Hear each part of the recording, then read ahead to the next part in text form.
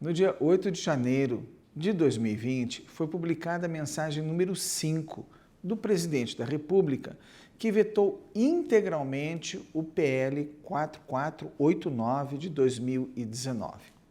Esse foi um tema que chamou muito a atenção de juristas e contadores no Brasil. É porque o projeto de lei 4489, aprovado pelo Congresso Nacional, ele estabelecia que os serviços de contabilidade e os serviços jurídicos seriam considerados para todos os fins como serviços singulares. E foi uma forma muito inteligente que o Congresso Nacional fez.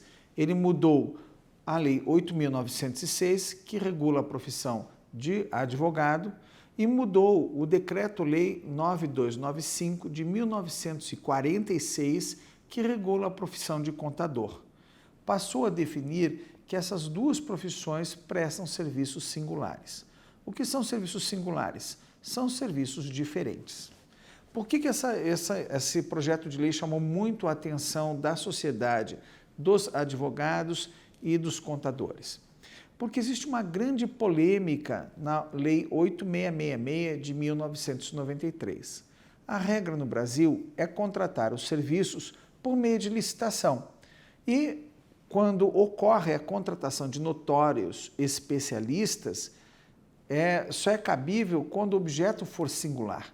Então, note bem, se um objeto for singular e o agente for notório especialista, eu não preciso fazer licitação. Ocorre que o termo notório especialista está conceituado na própria Lei de Licitações. A Lei de Licitações estabelece que é notório especialista aquele cujo conceito no campo de sua especialidade, decorrente de desempenho anterior, equipe técnica, aparelhamento, experiência, leve ele a ter um conceito diferenciado no mercado. Então é fácil você identificar razoavelmente notório especialista. Mas o objeto singular gera polêmica. Mesmo na contratação de grandes juristas do Brasil, o tema sempre foi enfrentado por aqueles que não queriam aceitar a contratação, afirmando que o objeto não era singular, que era um objeto comum. Ora, um objeto singular, nós explicamos no nosso livro Contratação Direta sem Licitação, pode ser qualquer um que tenha agregado um diferencial. Não precisa ser necessariamente inédito, mas tem agregado um diferencial. Eu dou um exemplo que no livro, na teoria, e que depois se tornou real na prática. Eu dou o exemplo da pintura do reator nuclear de Angra dos Reis. Uma pintura, ela é feita para esconder imperfeições.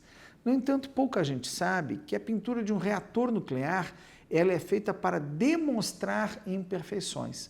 Então é aplicada uma camada que nós vulgarmente chamamos de pintura na superfície, e qualquer micro rachadura faz com que a pintura aplicada rache e demonstre imediatamente que ali existe uma fissura.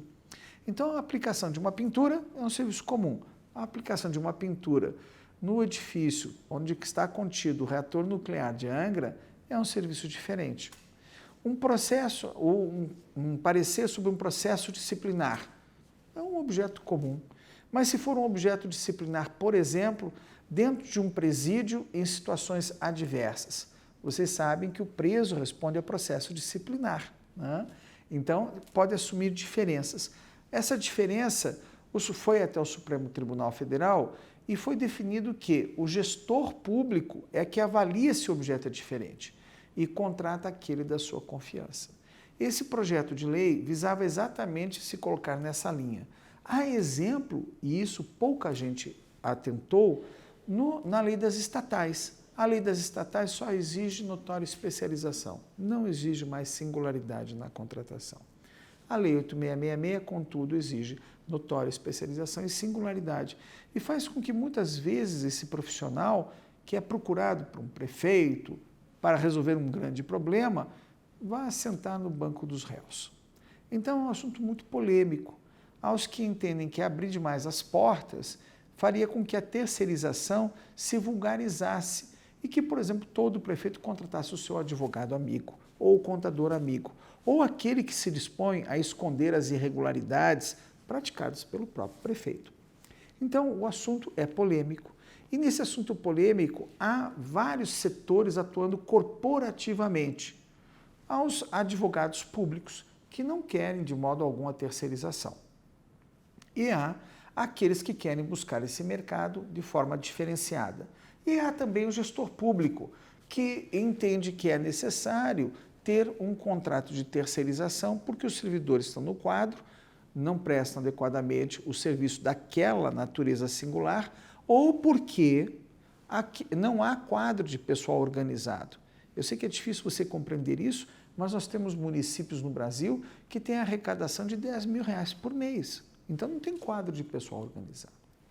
Muito bem, o projeto de lei foi vetado. E aqui não é a ideia de trazer crítica a B ou C. Nós procuramos nos manter nesse canal de forma bem técnica. O motivo do veto foi que a lei estaria violando o princípio constitucional da licitação. Ora, e seria, portanto, inconstitucional. Aí houve um erro, e um erro que no direito constitucional nós não podemos admitir. Pela Constituição Federal, no artigo 37, inciso 21, foi definido o princípio da licitação. Mas o princípio da licitação ele começa a ser definido do seguinte modo. Artigo 37, inciso 21. Ressalvados os casos especificados na legislação, as obras, compras, serviços e alienação serão contratados mediante processo de licitação pública. Uma síntese apertada do assunto. A própria Constituição começa colocando que a lei ordinária pode abrir exceção à regra de licitar. Foi assim, por exemplo, quando o Brasil decidiu fazer moeda fora do território nacional. Cada um define, é o Congresso Nacional que define. E a lei ordinária. Então, essa lei ordinária não tem nada de inconstitucional.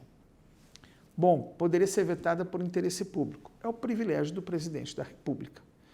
Nós consideramos que não cabia, nesse caso, o veto. Segundo ponto, também não ofendia as carreiras de Estado. Por quê?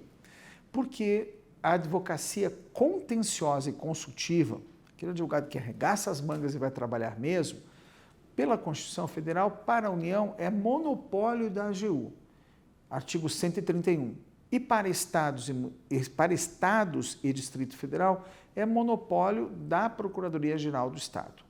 Então, veja, na União e nos estados, só pode haver terceirização de serviço jurídico, a meu juízo, quando o órgão jurídico, o procurador-geral, aprova um parecer dizendo que é um objeto singular que exige um notório especialista.